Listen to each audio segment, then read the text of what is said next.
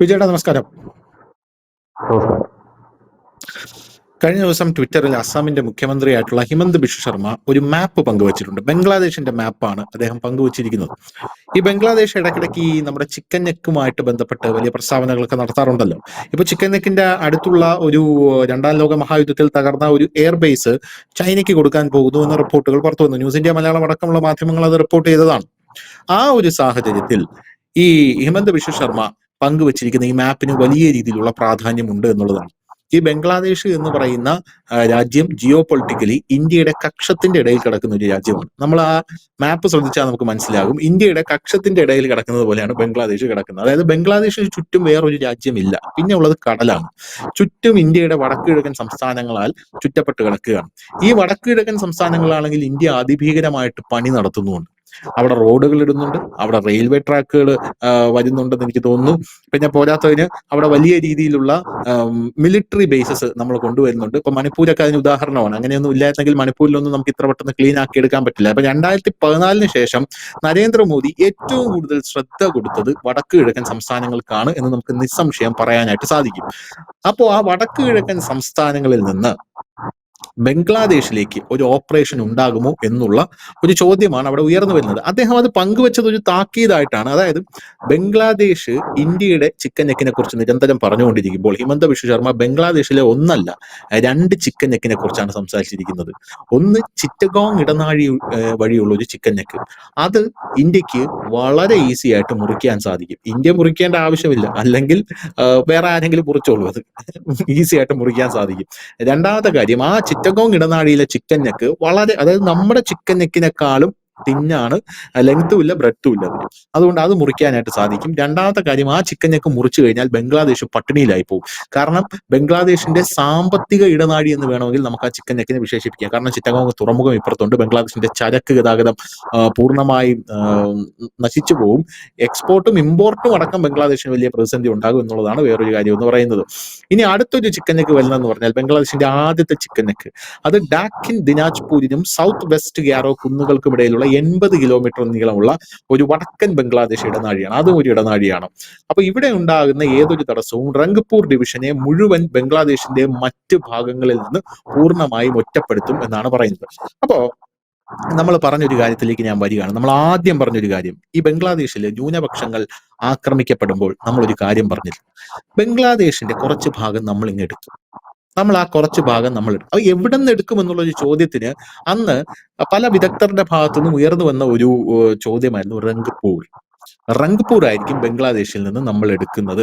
ഈ റംഗ്പൂർ എന്ന് പറഞ്ഞാൽ ഇന്ത്യയുടെ ചിക്കൻ നെക്കിന്റെ തൊട്ടടുത്ത് കിടക്കുന്ന പ്രദേശമാണ്. അതിന്റെ തൊട്ടിപ്പുറത്ത് എന്നാ വെട്ടിയെടുത്തോളൂ എന്ന രീതിയിൽ ഒരു ജിയോ പൊളിറ്റിക്കലി ഒരു ഇടനാഴി, വളരെ തിന്നായിട്ടുള്ള ഒരു ഇടനാഴിയുണ്ട്. ഇന്ത്യക്ക് അത് കട്ട് ചെയ്തെടുക്കാനായിട്ട് ഈസി ആയിട്ട് എളുപ്പമാണ്. ആ സമയത്ത് നമ്മൾ പറഞ്ഞ വേറൊരു കാര്യം കൂടെ ഉണ്ട്. അതായത് ഈ ന്യൂനപക്ഷങ്ങൾ അവിടെ പീഡിപ്പിക്കപ്പെടുമ്പോൾ ഈ ന്യൂനപക്ഷങ്ങളെ എങ്ങനെയാണ് ഇന്ത്യ സംരക്ഷിക്കാൻ പോകുന്നത്? ഇന്ത്യക്ക് അവരെ സംരക്ഷിക്കേണ്ട ബാധ്യതയില്ല എന്നുള്ളത് ആദ്യത്തെ കാര്യം. രണ്ടാമത്തെ കാര്യം, പക്ഷെ എന്നിരുന്നാലും നമുക്ക് നമ്മുടെ ചിക്കൻ നെക്ക് സംരക്ഷിക്കേണ്ട ആവശ്യമുണ്ട്. ആ ചിക്കൻ നെക്ക് സംരക്ഷിക്കണമെങ്കിൽ നമ്മുടെ സൈന്യത്തിന് ബംഗ്ലാദേശിലോട്ട് ഇറങ്ങേണ്ട ആവശ്യമുണ്ട്. അപ്പോൾ ഈ ന്യൂനപക്ഷങ്ങൾ, അവിടെയുള്ള ഹിന്ദു ന്യൂനപക്ഷങ്ങളെ അടക്കം ഇങ്ങോട്ടേക്ക് മൈഗ്രേറ്റ് ചെയ്യാൻ, അതായത് ഈ റംഗ്പൂരിലേക്ക് മൈഗ്രേറ്റ് ചെയ്യാനുള്ളൊരു നിർദ്ദേശം അൺഒഫീഷ്യലി അവർക്ക് കിട്ടിയിട്ടുണ്ട് എന്നുള്ളൊരു റിപ്പോർട്ടും ആ സമയത്ത് തന്നെ പുറത്തു വന്നതാണ്. നമ്മൾക്ക് നമ്മുടെ സോഴ്സുകൾ വഴി, വളരെ ക്രെഡിബിൾ ആയിട്ടുള്ള സോഴ്സുകൾ വഴി നമുക്ക് ലഭിച്ച ഒരു വിവരമാണിത്. അപ്പോ ഇപ്പൊ ഹിമന്ത് ബിശ്വ ശർമ്മ ഈ വിവരം പുറത്തുവിട്ടിരിക്കുകയാണ്. റംഗ്പൂർ വേണമെങ്കിൽ ഞങ്ങൾക്ക് കട്ട് ചെയ്തെടുക്കാം. ഇനി റംഗ്പൂർ മാത്രമല്ല, തൊട്ടപ്പുറത്ത് ചിറ്റഗോങ് ഉണ്ട്. ഒന്ന് നമ്മുടെ ആവശ്യം, ഒന്ന് നിങ്ങളുടെ ആവശ്യം എന്ന് പറഞ്ഞ് ഹിമന്ത് ബിശ്വ ശർമ്മ വിട്ടിരിക്കുകയാണ്. ഒന്ന് നമുക്ക് വേണം റംഗ്പൂർ, രണ്ടാമത്തത് നിങ്ങൾക്ക് വേണം. കാരണം നിങ്ങളുടെ എക്സ്പോർട്ടും ഇമ്പോർട്ടും തകരാതിരിക്കണമല്ലോ. ചിറ്റഗോങ് ഇടനാഴി മൊത്തത്തിൽ മുറിച്ചെടുത്തു കഴിഞ്ഞാൽ നിങ്ങൾക്ക് വലിയ പ്രശ്നമായി പോകും എന്ന് പറഞ്ഞിട്ടുണ്ട്. ഭീഷണിയാണോ? എന്താ വെച്ചല്ലേ, എനിക്ക് തോന്നിയിട്ടുള്ള കാര്യം, നമ്മുടെ പാകിസ്ഥാനും ബംഗ്ലാദേശും നമ്മുടെ രണ്ട് അതിർത്തി രാജ്യങ്ങളാണല്ലോ.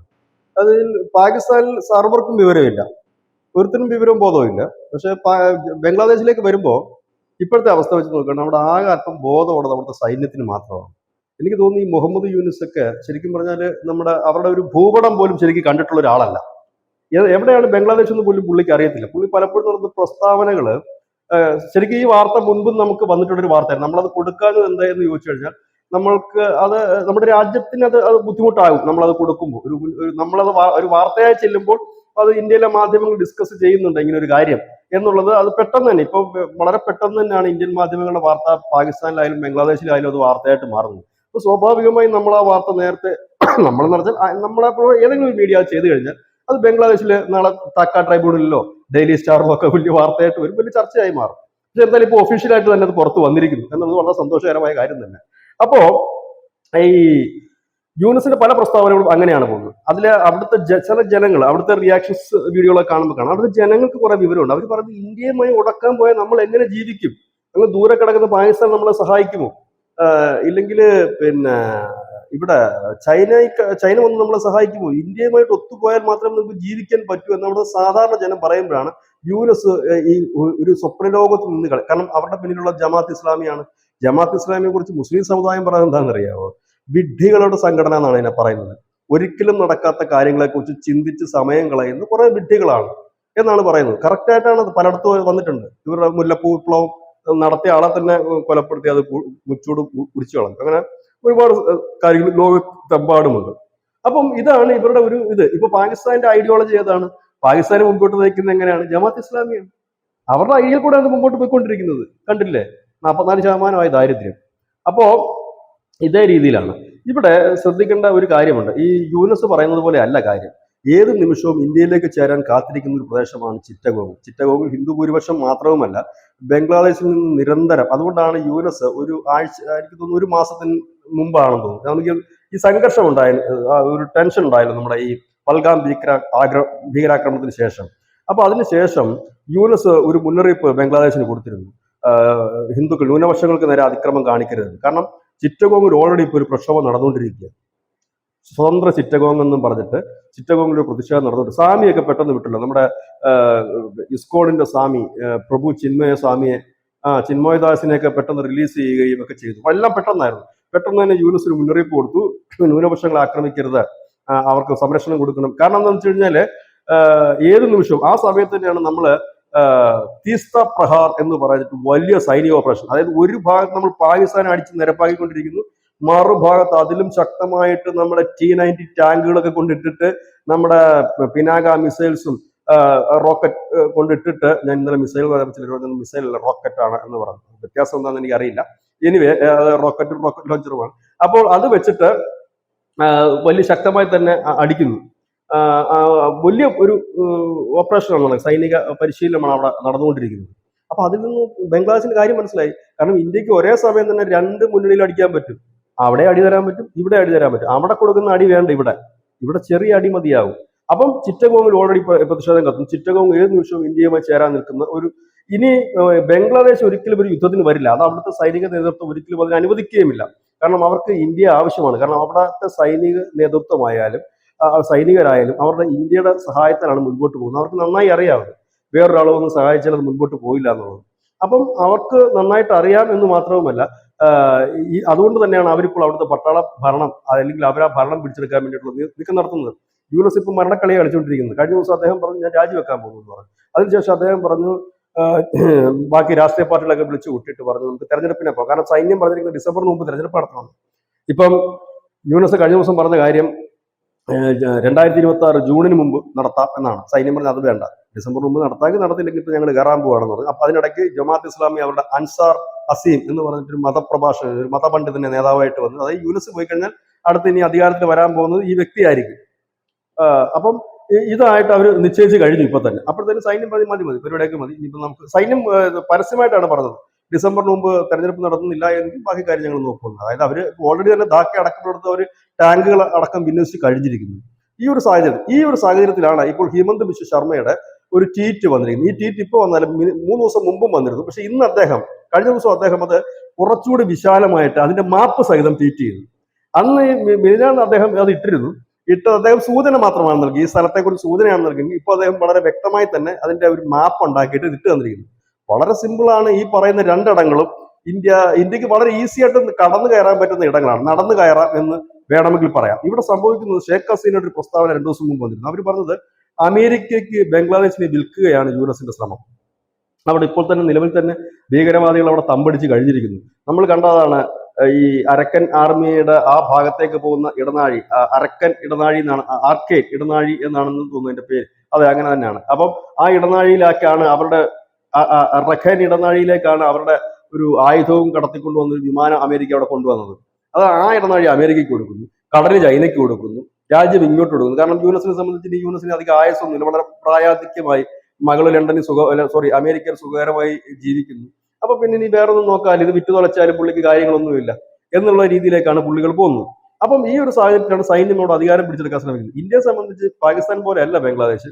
ഒന്ന്, വൈകാരികമായി അടുപ്പങ്ങൾ കൂടുതലാണ്. പാകിസ്ഥാൻ എന്ന് പറഞ്ഞ പാകിസ്ഥാനികളും നമ്മളുമായിട്ട് കുറെ മാനസികമായിട്ടൊരു അകൽച്ച ഉണ്ടെങ്കിൽ ബംഗ്ലാദേശികൾ, പ്രത്യേകിച്ച് ഈ മതമൗലികവാദികളല്ലാത്ത ബംഗ്ലാദേശികളുമായിട്ട് അത്രയ്ക്കൊരു അകൽച്ച നമുക്കില്ല. കാരണം ഈ വെസ്റ്റ് ബംഗാളിന്റെയും വടക്കിഴക്കൻ സംസ്ഥാനങ്ങളിലൊക്കെ പലരുടെയും ബന്ധുക്കളും, നമ്മൾ ഈ പാക് അധിനിവേശ കാശ്മീരിനെ കുറിച്ച് പറയുന്ന പോലെ ബന്ധുക്കളും സ്വന്തക്കാരും ഒക്കെ കിടക്കുന്ന, അവർ അങ്ങോട്ടും ഇങ്ങോട്ടും പോയിക്കൊണ്ടിരുന്നതാണ്. രണ്ടു കൂട്ടരും ആഘോഷങ്ങളിൽ പങ്കെടുത്തതാണ്.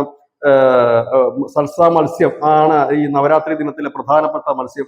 അത് കയറ്റുമതി ചെയ്യുന്നത് ബംഗ്ലാദേശാണ്. ബംഗ്ലാദേശിന് വലിയ നേട്ടമാണ് ആ മത്സ്യം കയറ്റുമതി ചെയ്യുന്നത്. അത് കുറച്ച് നമുക്ക് ഫ്രീ തരുമായിരുന്നു നമ്മുടെ ഷേഖ് ഹസീന ഉള്ള സമയത്ത്, ഗിഫ്റ്റായിട്ട് 100 കിലോയോ അങ്ങാണ്ട് ബംഗാളിന് ഫ്രീ കൊടുക്കുകയൊക്കെ ചെയ്യുക. അങ്ങനെ വലിയ സ്നേഹബന്ധത്തിൽ പോയിക്കൊണ്ടിരുന്നത്. വടക്കിഴക്കൻ സംസ്ഥാനങ്ങളിൽ മുഴുവൻ മീൻ കച്ചവടക്കാരും ബംഗ്ലാദേശികളായിരുന്നു. അവിടുത്തെ മത്സ്യം, കാരണം ഈ നമ്മുടെ നോർത്ത് ഇന്ത്യയിലൊക്കെ ഉള്ള ഒരു കടൽ മത്സ്യം അല്ല കഴിക്കുന്നത് കൂടുതലും, അവർ ഈ പുഴ മത്സ്യം കഴിക്കുന്നവരാണ്. അത് നമ്മൾ അവിടെ ചെന്നാൽ അറിയാൻ പറ്റും. വലിയ ഡ്രമ്മിനകത്ത് ജീവനുള്ള മത്സ്യത്തിൽ തന്നെ ഇടും. ഈ ജീവനുള്ള മത്സ്യം കണ്ടാലേ അവർ വാങ്ങത്തുള്ളൂ, ചത്ത മത്സ്യം അവർ വാങ്ങത്തില്ല. അപ്പം ആ മത്സ്യത്തെ എടുത്ത് കൊന്നു കൊടുക്കുക, അതാണ് അവരുടെ രീതി. അപ്പം അങ്ങനെ ആയിരുന്നു അവിടുത്തെ കച്ചവടക്കാർ. അവിടെ എന്താ സംഭവിച്ചത്? അവിടെ പ്രശ്നങ്ങൾ രൂക്ഷം, ബംഗ്ലാദേശുമായി പ്രശ്നം രൂക്ഷമായപ്പോഴത്തേക്ക് വടക്കിഴക്കൻ സംസ്ഥാനങ്ങളിൽ മുഴുവൻ അടിച്ചോടിച്ച് ജനം, സർക്കാരല്ല, പോലീസല്ല, ജനം പറഞ്ഞു കച്ചവടം മതിയൊക്കെ വിട്ടോളാൻ പറഞ്ഞു. അതിന്റെ ഇടയ്ക്ക് അവരുടെ വേറൊരു പ്രസ്താവന വന്നു, ഞങ്ങൾ ഒരു മത്സ്യം തരത്തില്ല എന്ന് പറഞ്ഞു. അപ്പോഴേക്ക് ഇന്ത്യയുടെ പ്രത്യേകത എന്താണ്? നമ്മൾ വലിയൊരു രാജ്യമാണ്, 28 സംസ്ഥാനമാണ്. ഇവിടെ ഉപ്പ് തൊട്ട് കർപ്പൂരം വരെ ഉണ്ട്. അതിനെ മാർക്കറ്റ് ചെയ്യുന്നില്ലെന്ന് മാത്രമേ ഉള്ളൂ. മത്സ്യം ആവശ്യമുണ്ട് എന്ന് പറഞ്ഞപ്പോൾ ഇന്ത്യയുടെ വിവിധ ഇടങ്ങളിലുള്ള മത്സ്യത്തൊഴിലാളികൾക്ക് ലോട്ടറി അല്ലേ അടിച്ചത്. ഇപ്പോൾ നടക്കുന്ന എന്താണെന്നറിയാം നമ്മുടെ രാജ്യത്ത് ഇപ്പോൾ നടക്കുന്ന ഒരു വലിയ റവല്യൂഷൻ ഉണ്ട് മനുഷ്യ. അതായത് നമ്മളെല്ലാവരും വിചാരിക്കും നമ്മുടെ ഈ ചരക്കുകൾ വിദേശത്തോട്ട് കയറിപ്പോയാൽ മാത്രമേ നമുക്ക് രക്ഷപ്പെടാൻ കഴിയൂ എന്നുള്ളതാണ്. നമ്മുടെ നാട്ടിലുള്ള ഇപ്പൊ ഒരു 10 മുട്ട ഉണ്ടാക്കുന്നവൻ മുട്ട കൂടുതൽ കുറെ കോഴികളെ വളർത്തി മുട്ട ഉണ്ടാക്കി ഇത് എവിടെ കൊണ്ട് വിൽക്കും എന്നുള്ളൊരു ചിന്ത അവനുണ്ടെങ്കിൽ ഇന്ന് നമ്മുടെ രാജ്യത്ത് തന്നെ അത് വാങ്ങാൻ ആളുണ്ട എന്നൊരു നിലയിലേക്ക് നമ്മൾ മാറി. മറ്റ് സംസ്ഥാനങ്ങൾ അത് വാങ്ങാൻ തയ്യാറാകുന്നു. വടക്കിഴക്കൻ സംസ്ഥാനങ്ങളിലേക്ക് ഈ മത്സ്യത്തൊഴിലാളികളെ, ഈ ബംഗ്ലാദേശികളുടെ മത്സ്യ കച്ചവടക്കാരെ അടിച്ച് പുറത്താക്കിയതിനു ശേഷം അവിടത്തേക്ക് വന്ന മത്സ്യങ്ങൾ എവിടെ നിന്നായിരുന്നു? മഹാരാഷ്ട്ര, ഗുജറാത്ത്, ഒഡീഷ, ആന്ധ്ര, ഇടിയോടിടിയാണ് എല്ലാ സംസ്ഥാനങ്ങളും ഞങ്ങളുടെ മീൻ എടുക്കുന്നു പറഞ്ഞിട്ട്. അവിടെ മീൻ കച്ചവടക്കാർ പൊടിപിടിക്കുന്നു. ആ സംസ്ഥാന ലാഭം തുർക്കിയിലേക്കുള്ള ഇന്നലെ നമ്മുടെ പ്രധാനമന്ത്രി ശ്രീ നരേന്ദ്രമോദിയുടെ മൻ കി ബാത്തിൽ അദ്ദേഹം പറഞ്ഞ കാര്യം എന്താണെന്ന് അറിയോ? നമ്മുടെ ടൂറിസ്റ്റുകൾ ഇപ്പൊ ഏറ്റവും കൂടുതൽ പണം ചിലവഴിക്കുന്നത് നമ്മുടെ നാട്ടിലാണ്. കഴിഞ്ഞ ദിവസത്തെ ചർച്ചയ്ക്ക് ഞാനത് പറഞ്ഞ തനിക്ക് ഓർമ്മയുണ്ടാവും. കേരളത്തിലേക്ക് വരുന്ന 95% ടൂറിസ്റ്റുകൾ നോർത്ത് ഇന്ത്യൻസ് ആണ്. ഇപ്പൊ നമ്മുടെ, അതായത് ഇസ്താംബൂളിലോ ഇല്ലെങ്കിൽ അസർബൈജാനിസ്ഥാനിലോ ഇല്ലെങ്കിൽ മറ്റ് എവിടെങ്കിലും ഒക്കെ കൊണ്ട് നമ്മുടെ രാജ്യത്തുള്ളവർ 2, 3, 10 ലക്ഷം രൂപ പൊടി പിടിച്ച് ഷോപ്പിംഗ് നടത്തുന്നിടത്തു നിന്ന് ആ പണം ഇന്ന് കേരളത്തിലും തമിഴ്നാട്ടിലും ഗോവയിലും വടക്കുകിഴക്കൻ സംസ്ഥാനങ്ങളിലും ഒക്കെ, അരുണാചൽ പ്രദേശിന്റെ ഒക്കെ ബോർഡർ, ചൈനയുമായിട്ടുള്ള ബോർഡറൊക്കെ ഇന്ന് ടൂറിസ്റ്റ് പ്ലേസുകളാണ്. അവിടെയൊക്കെ എയർ സ്ട്രിപ്പുകൾ വന്നു. അവിടെയൊക്കെ നമ്മുടെ ടൂറിസ്റ്റുകൾ ഓടിക്കളിക്കുകയാണ്. ലഡാക്കിൽ ടൂറിസ്റ്റ് കേന്ദ്രങ്ങളായി കഴിഞ്ഞിരിക്കുന്നു. ഇവിടങ്ങളിലേക്ക് നമ്മുടെ ടൂറിസ്റ്റുകൾ ഒഴുകുന്നു. ഒന്ന് ആലോചിച്ച് നോക്കൂ, 140 കോടി ജനമുണ്ട്. ഏതാണ്ട് പർച്ചേസിംഗ് കപ്പാസിറ്റി ഉണ്ട് പലർക്കും. ഇന്ന് ഈ രാജ്യത്ത് പട്ടിണിയില്ല, കാരണം സൗജന്യ റേഷൻ അല്ല, സൗജന്യ ധാന്യം എല്ലാവർക്കും കിട്ടുന്നുണ്ട്. ഇനി അഥവാ ആരെങ്കിലും പട്ടിണി കിടക്കുന്നുണ്ടെങ്കിൽ അവന് റേഷൻ കാർഡില്ല. റേഷൻ കാർഡ് ഇല്ല എന്നുണ്ടെങ്കിൽ അതിന് കാരണം അന്വേഷിക്കേണ്ടതാണ്, അവൻ ഈ പൗരനാണോ അല്ലേ എന്നുള്ളത്. അപ്പൊ പട്ടിണി ഇല്ലാത്തൊരു രാജ്യമാണിത്. അപ്പൊ ബാക്കി ഉള്ള കുറെ അധികം പേർക്ക് പർച്ചേസിംഗ് കപ്പാസിറ്റി കൂടിയിട്ടുണ്ട്. അവന്റെ പണമുണ്ട്, അവനത് ചെലവഴിക്കും. എന്തുകൊണ്ടാണ് കേരള സർക്കാർ പറഞ്ഞത് ടൂറിസ്റ്റ് പ്ലേസുകളിലൊക്കെ ഡ്രൈ ഡേ ഒഴിവാക്കുകയാണ്, 1-ാം തീയതി മദ്യം കിട്ടത്തില്ല എന്നുള്ള സാഹചര്യം ഒഴിവാക്കുകയാണ്. കാരണം ടൂറിസ്റ്റുകൾ വരുന്നുണ്ട്, അവൻ വരുമ്പോൾ 2 അടിക്കണ്ടേ അവന്. ആ ഒരു സൗകര്യം അവിടെ ഉണ്ട്. അതുപോലെ തന്നെ രാത്രി 12 മണിക്ക് ശേഷം നമ്മുടെ എല്ലാ ടൂറിസ്റ്റ് ഡെസ്റ്റിനേഷനിലും രാത്രി 12 മണിക്ക് ശേഷം ബാർ തുറന്നിരിപ്പുണ്ട്, ബാർ കച്ചവടമുണ്ട്. എന്തുകൊണ്ടാണ് കേരള സർക്കാർ അങ്ങനെ ഒരു നീക്കം നടത്തേണ്ടി വന്നത്? നമ്മുടെ കേരള സർക്കാർ അങ്ങനെ ചെയ്യുമെന്ന് പ്രതീക്ഷിക്കുന്നുണ്ട്? ഇല്ല. എന്തുകൊണ്ടാണ് നീക്കം നടത്തിയതെന്ന് വെച്ചാൽ അതിനും മാത്രം ടൂറിസ്റ്റുകൾ അഭ്യന്തര തലത്തിൽ വരുന്നുണ്ട്. കാരണം വിദേശ ടൂറിസ്റ്റുകൾ വന്ന് അവർ മദ്യം കഴിക്കാറുണ്ട് നമ്മുടെ നാട്ടിൽ നിന്ന്. വളരെ അപൂർവമായിട്ട് മാത്രമാണ് ഈ ഫോറിനേഴ്സ് കഴിക്കുന്നത്. നമ്മുടെ നാട്ടുകാർ മാത്രമേ നമ്മുടെ കഴിക്കാറുള്ളൂ. അപ്പൊ നമ്മൾ തന്നെ നോക്കൂ, ഈ കേരളത്തിൽ നിന്ന് തന്നെ നമ്മൾ ഒരു വർഷം ഒരു അവധി ഉണ്ടെങ്കിൽ എത്ര മലയാളികളാണ് മറ്റു സംസ്ഥാനത്തേക്ക് ടൂർ പോകുന്നത്. കുളു മണാലി ചെന്ന മലയാളികളെ തട്ടിമുട്ടി നടക്കാൻ പറ്റില്ല. എവിടെയാണ്? ഹിമാചൽ പ്രദേശിലെ കാര്യമാണ് ഞാൻ ഈ പറയുന്നത്. ഇന്ത്യയിലെ ഏത് ടൂറിസ്റ്റ് കേന്ദ്രത്തിൽ പോയാലും ഈ മലയാളികളാണ്. പൽഗാമില് ഭീകരാക്രമണം നടന്നപ്പോൾ അവിടുന്ന് മലയാളികളുടെ വലിയ ഒരു കൂട്ടം തന്നെയാണ് അവിടുന്ന് ഇങ്ങോട്ട് വരുന്നത്. അപ്പം നമ്മൾ തന്നെ പോകുന്നുണ്ട്. പൊതുവെ നമുക്ക് അങ്ങനെ വലിയ സാമ്പത്തികം ഇല്ലെന്നൊക്കെയാണല്ലോ പറയുന്നത്, ജോലിയില്ല എന്നൊക്കെ പറയുന്നിടത്തുനിന്ന് നമ്മുടെ നാട്ടിൽ നിന്ന് പോകുന്നുണ്ട്. അപ്പം മറ്റുള്ളിടത്തു നിന്നൊക്കെ വലിയ രീതിയിൽ തന്നെ വരുന്നുണ്ട്. അപ്പം ആ രീതിയിലേക്ക് മാറിക്കഴിഞ്ഞപ്പോഴത്തേനും എന്താണ് പറയുന്നത്, അതായത് ശരിക്കും പറഞ്ഞാൽ UP-യുടെ GDP എന്ന് പറഞ്ഞു കഴിഞ്ഞാൽ പാകിസ്ഥാന്റെ GDP ആണ്. ഉത്തർപ്രദേശ് സംസ്ഥാനത്തിന് GDP ആണ്. ഞാൻ പറഞ്ഞത് ഒരു സംസ്ഥാനത്തിന്റെ GDP പാകിസ്ഥാൻ എന്ന് പറയുന്നത് രാജ്യത്തിന്റെ GDP ആണ്. ഏതായാലും ആ രീതിയിലേക്ക് മാറുന്ന ബംഗ്ലാദേശിന് ഒരിക്കലും ഇന്ത്യയെ വെല്ലുവിളിക്കാനും മുമ്പോട്ട് പോകാൻ കഴിയില്ല. യൂനിസ് ഇപ്പോൾ അവിടെ നടത്തിക്കൊണ്ടിരിക്കുന്നത് വെറും ഒരു ഞാണിമ്മക്കളിയുമാണ് അദ്ദേഹത്തിന് അധികാരത്തിൽ നിൽക്കാൻ വേണ്ടി. ഇവിടെയാണ് ഹിമന്ത് ബിശ്വ ശർമ്മയുടെ ഒരു സ്റ്റേറ്റ്മെന്റ് അല്ല ധനുഷ്, അത് സംഭവിക്കാൻ സാധ്യത ഏറെയുള്ള ഒരു കാര്യമാണ്. കാരണം ചിറ്റഗോങ് ഓൾറെഡി ബംഗ്ലാദേശുമായിട്ട് ഭൂമിശാസ്ത്രപരമായിട്ട് പോലും നമ്മുടെ ഈ ബലൂചിസ്ഥാന്റെ കാര്യം പറഞ്ഞതൊക്കെ ഭൂമിശാസ്ത്രപരമായി പോലും ലയിച്ചു ചേരാത്തൊരു പ്രദേശമാണ്. അത് ഒരു പ്രദേശം വലിയ എന്താണ് പർവ്വതങ്ങൾ നിറഞ്ഞൊരു പ്രദേശവും മറ്റൊരു പ്രദേശം തികച്ചും സമതലമായ ഒരു പ്രദേശവും, രണ്ട് കൾച്ചർ, രണ്ട് സംസ്കാരം, രണ്ട് രീതിയിലുള്ള യാത്രകൾ, അങ്ങനെയുള്ളിടത്തേക്ക് എങ്ങനെയാണ്. പക്ഷെ ചിറ്റഗോങ് എന്ന് പറഞ്ഞ ബംഗ്ലാദേശിനെ സംബന്ധിച്ച് വളരെ ഇമ്പോർട്ടന്റ് ആയിട്ടൊരു കാര്യമാണ്. അവരുടെ തുറമുഖം അവിടെ ഉണ്ട്. ആ തുറമുഖം വഴിയാണ് അവരുടെ മുഴുവൻ കാര്യങ്ങളും പോകുന്നത്. ചിറ്റഗോങ്ങിലാണ് അവരുടെ സൈനിക ബേസ് ക്യാമ്പുകളുള്ളത്. അത് മുമ്പ് ആക്രമിച്ചതൊക്കെ നമ്മൾ വാർത്ത ചെയ്തിരുന്നു അവിടെ ആ സൈനിക ക്യാമ്പിന് നേരെ. അതുള്ളത് അവിടെ കൊണ്ടുവന്നിട്ടാണ് ഈ ISISIയുടെ ഗ്രൂപ്പുകളെ കൊണ്ടുവന്ന് യൂനിസ് പരിശീലനം കൊടുക്കാൻ തുടങ്ങിയത്. പറയുന്നത് റോഹിംഗ്യകൾക്കാണ് പരിശീലനം കൊടുക്കുന്നത്. ഈ റോഹിംഗ്യകളെ പരിശീലനം ചെയ്തിട്ട് ചിറ്റഗോങ്ങിൽ പ്രശ്നം ഉണ്ടാക്കി അവിടുത്തെ ഹിന്ദുക്കളെ കൊല്ലുക എന്നുള്ളതാണ് ലക്ഷ്യം. അപ്പൊ അവിടെ കൊണ്ടാണ് ISIS, അവിടെയാണ് ബംഗ്ലാദേശ് പട്ടാളം പറഞ്ഞത് ഇത് കത്തിക്കളിയാണ്, ഇത് അനുവദിക്കാൻ പറ്റില്ല എന്നുള്ളത്. അതുപോലെ തന്നെ ഈ രണ്ടാമത്തെ ചിക്കൻ നെക്ക് വഴി പോയി കഴിഞ്ഞാൽ ആ ഒരു ഭാഗം നമുക്ക് വളരെ എളുപ്പത്തിൽ കീഴ്പ്പെടുത്താൻ പറ്റുന്ന ഒരു ഭാഗം തന്നെയാണ്. ഈ രണ്ട് മേഖലയും നമ്മുടെ കയ്യിലേക്ക് ഇരിക്കും. അവിടുത്തെ ജനവും അതിന് താല്പര്യപ്പെടുന്ന ഒരു സാധനമാണ്. എന്തായാലും ഇപ്പൊ നമ്മൾ ഒഫീഷ്യലായിട്ട് പറഞ്ഞു കഴിഞ്ഞിരിക്കുന്നു. നമ്മൾ ഇതുവരെ പറഞ്ഞുകൊണ്ടിരുന്ന ഒരു സ്ഥലം, ഏതായാലും നമുക്ക് അതിൽ അഭിമാനം തോന്നുന്നുണ്ട്. കാരണം ഇങ്ങനെ പല സ്ഥലങ്ങളും നമ്മുടേതായിട്ട് വന്ന് ചേരാനുണ്ട്. അതിൽ നമ്മൾ ഇതുവരെ പറഞ്ഞുകൊണ്ടിരുന്നത് POK ആണെങ്കിൽ ഒന്നുകൂടെ അത് എക്സ്റ്റെൻഡ് ചെയ്തിരിക്കുന്നു നമ്മുടെ മുദ്രാവാക്യം. POK മാത്രമല്ല, ബംഗ്ലാദേശിന്റെ ഈ ചിറ്റഗോങ് നമ്മൾ രണ്ടാമതേ നോക്കുന്നുള്ളൂ. കാരണം ചിറ്റഗോങ് നമ്മളിലേക്ക് വരാനിരിക്കുകയാണ്. അവരിങ്ങ് വരികയാണെന്ന് പറയുന്നതിനേക്കാണ്. മറ്റേത് ഞങ്ങൾ ഇങ്ങ് എടുക്കുകയാണെന്ന് പറയുകയാണെങ്കിൽ ഇതങ്ങനെയല്ല, ഞങ്ങൾ അങ്ങ് വരുക എന്ന് പറയുന്നിരിക്കുന്നതാണ് ചിറ്റഗോങ് നിൽക്കുന്നത്. മറ്റിടത്ത് അങ്ങനെയല്ല. അപ്പൊ അതാണ് അത് നമ്മൾ വ്യത്യാസം. ഏതായാലും ഒഫീഷ്യലായിട്ട് ഇപ്പം ഒരു മുഖ്യമന്ത്രിയാണ് വടക്കിഴക്കൻ സംസ്ഥാനങ്ങളിൽ ഏറ്റവും ശക്തനായ മുഖ്യമന്ത്രി. ഏറ്റവും ശക്തമായ സംസ്ഥാനം ആസാമാണ്. ഏറ്റവും കൂടുതൽ സീറ്റുകളുള്ളതും ഏറ്റവും ശക്തമായ ജനസംഖ്യ ഉള്ളതും ഒക്കെ സംസ്ഥാനമാണ്. അപ്പൊ അവിടുത്തെ മുഖ്യമന്ത്രി ഒഫീഷ്യലായിട്ട് മാപ്പിട്ടുകൊണ്ട് അത് പറയുമ്പോൾ അതിൽ കാര്യങ്ങൾ വ്യക്തമാണ്. പിന്നെ ഹിമന്ത് ബിശ്വ ശർമ്മ BJPയുടെ ഒരു മെയിൻ തലയാണ് എന്നുള്ള കാര്യം കൂടെ നമ്മളോട് ശ്രദ്ധിക്കണം. കാരണം വടക്കിഴക്കൻ സംസ്ഥാനങ്ങളെ സംബന്ധിച്ച് പറയുകയാണെങ്കിൽ അവിടുത്തെ ഒരു അമിത്ഷാ തന്നെയാണ് ശരിക്കും സാക്ഷാൽ ഹിമന്ത് ബിശ്വ ശർമ്മ എന്ന് പറയേണ്ടി വരും. ഒരു ട്രബിൾ ഷൂട്ടർ എന്നാണ് പൊളിറ്റീഷ്യൻസ് അദ്ദേഹത്തെ വിളിക്കുന്നതെങ്കിൽ അദ്ദേഹം ഒരു ശരിക്കും അമിത്ഷായാണ്, ഒരു ചാണക്യൻ തന്നെയാണ് വടക്കിഴക്കൻ സംസ്ഥാനങ്ങളിൽ ഹിമന്ത് ബിശ്വ ശർമ്മ. അതായത് അദ്ദേഹത്തെ കൊണ്ടത് പറയിച്ചതാകാം, ഇല്ലായെങ്കിൽ അദ്ദേഹം പറഞ്ഞതാകാം. ബാക്കി ഇപ്പൊ സാധാരണ ഒരു BJPയുടെ നേതാവ് ഇല്ല, BJPയുടെ മുഖ്യമന്ത്രി ഇപ്പൊ യോഗി ആദിത്യനാഥ് അത് പറഞ്ഞാൽ പോലും അതിന് വലിയൊരു പ്രാധാന്യം മറ്റുള്ളവർ കൊടുക്കില്ല. പക്ഷെ ഹിമന്ത് ബിശ്വ ശർമ്മ പറഞ്ഞാൽ കൊടുക്കും. കാരണം അദ്ദേഹം വടക്കിഴക്കൻ സംസ്ഥാനങ്ങളുടെ ഒരു മൊത്തം ബ്രെയിനും ചാണക്യനും ഒക്കെയാണ്. ഏതായാലും വളരെ നല്ല കാര്യം. അപ്പൊ നമ്മുടെ ഇനി മുതലുള്ള നമ്മുടെ സ്വപ്നങ്ങൾ, മുദ്രാവാക്യങ്ങൾ പാക് അധിനിവേശ കാശ്മീരിൽ ഒതുങ്ങുന്നില്ല. ബംഗ്ലാദേശിന്റെ ഈ രണ്ട് ചിക്കൻ നെക്കുകൾ വഴി നമ്മളിലേക്ക് കൂടുതൽ പ്രദേശം, കാരണം ഇനി ഒരു ചെറിയ ഒരു ക്ലാഷ് ബംഗ്ലാദേശോട്ട് ഉണ്ടായാൽ ഇത് രണ്ടും നമ്മുടെ കയ്യിൽ ഇരിക്കും. അത് യാതൊരു തർക്കവുമില്ല. ഇരിക്കുമെന്ന് പറഞ്ഞാൽ അവിടുത്തെ ജനം നമുക്കെതിരല്ല. അവിടെയാണ് പ്രശ്നം. പാക് അധിനിവേശ കാശ്മീരിലെ വിഷയം എന്താണെന്ന് മനസ്സിലായോ? അവിടെ പകുതി കൂടുതൽ തീവ്രവാദികളാണ്. അവർക്ക് അത് പകുതി പേർക്ക് നമ്മളോട് വരണമെന്നില്ല, അവർ പാകിസ്ഥാനിലേക്ക് പോകണം. നമ്മൾ അവിടെ പെട്ടെന്ന് പാക് അധിനിവേശ കാശ്മീർ നമ്മൾ പിടിച്ചെടുക്കുന്നതിന് കുറച്ച് ബുദ്ധിമുട്ടുണ്ട്. സൈനികപരമായിട്ട് എളുപ്പമാണ് നമുക്ക് പിടിച്ചെടുക്കാൻ. പക്ഷെ അതിന് ഫിൽട്ടർ ചെയ്യുക എന്നുള്ളത് വലിയ പാടാണ്. ഭീകരന്മാരേത്, മതമൗലികവാദികൾ ഏത്, നമ്മളോട് താല്പര്യമുള്ള ഏതെന്ന് പറഞ്ഞു. ഈ ബംഗ്ലാദേശിന്റെ ഈ രണ്ട് പ്രദേശത്ത് ആ വിഷയമേ വരുന്നില്ല. അത് തകർക്കുന്നതിന് വേണ്ടിയിട്ടാണ് ഈ പ്രദേശങ്ങളിലൊക്കെ ISIS, അൽഖ്വയ്ദ ഇവരെയൊക്കെ നേതാക്കന്മാരെ ഈ യൂണിസ് വിളിച്ചുകൊണ്ട് വന്നിട്ട് യൂണിറ്റ് തുടങ്ങുകയാണ്. അവിടെ ഇവിടെ പ്രശ്നം ഉണ്ടായിക്കൊണ്ട് ഇവിടെ വളർത്തിയെടുക്കാൻ വേണ്ടിയിട്ട്. അതിനു മുമ്പ് തന്നെ അവിടെ പണി തുടങ്ങിയിട്ടുണ്ട് എന്തായാലും. കാരണം അതാ ഞാൻ പറഞ്ഞത്, അത് ഈസിയാണ് നമുക്ക്. നമ്മളിലേക്ക് ഏത് നിമിഷവും നിങ്ങൾ വാ, ഞങ്ങൾ അങ്ങ് എടുത്തോ എന്ന് പറഞ്ഞ് നിൽക്കുന്ന ഒരു സമൂഹമാണത്. അതിനകത്ത് ഒരാൾ പോലും നമ്മുടെ ഇന്ത്യ വിരുദ്ധരല്ല. ഇന്ത്യ എങ്ങനെയെങ്കിലും എടുത്താൽ മതി, ഞങ്ങൾ രക്ഷപ്പെട്ടു എന്ന് പറഞ്ഞിരിക്കുന്നവരാണത്. POK കുറച്ച് പേര് നമുക്കെതിരാണ്.